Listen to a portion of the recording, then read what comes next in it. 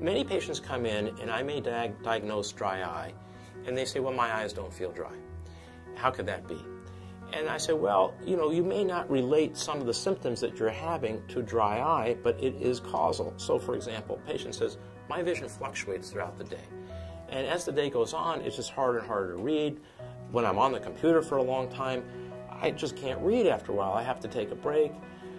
What's going on? And they have dry eye, but they may be at a point where the nerves in their eye are not functioning normally, and their eyes don't feel dry. Over 50% of dry eye patients are completely asymptomatic. Also, many forms of dry eye relate not just to the production of tears, but to the oil that's secreted from the oil glands in the lid. And that's a very common problem of the glands being clogged or dysfunctional.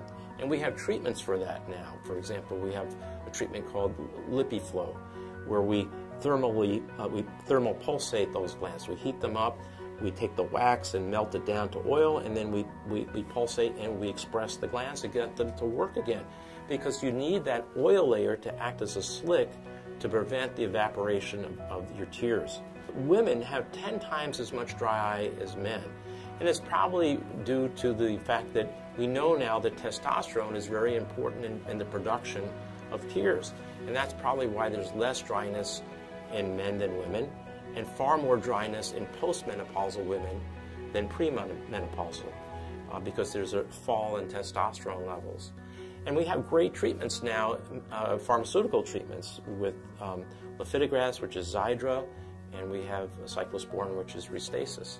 So we have a pipeline of drugs, some are approved, some coming down the road, and we have medical treatments as well with thermal pulsation. And it's really important to treat dry eye for a variety of reasons. One is the functional, that it gets rid of the fluctuation. And the second, if you're contemplating surgery, the measurements are more accurate if the eyes are not dry. A lot of those measurements are based on reflected light.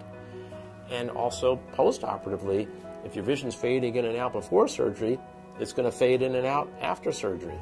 And so it's really important to treat dry eye and be aggressive in the treatment.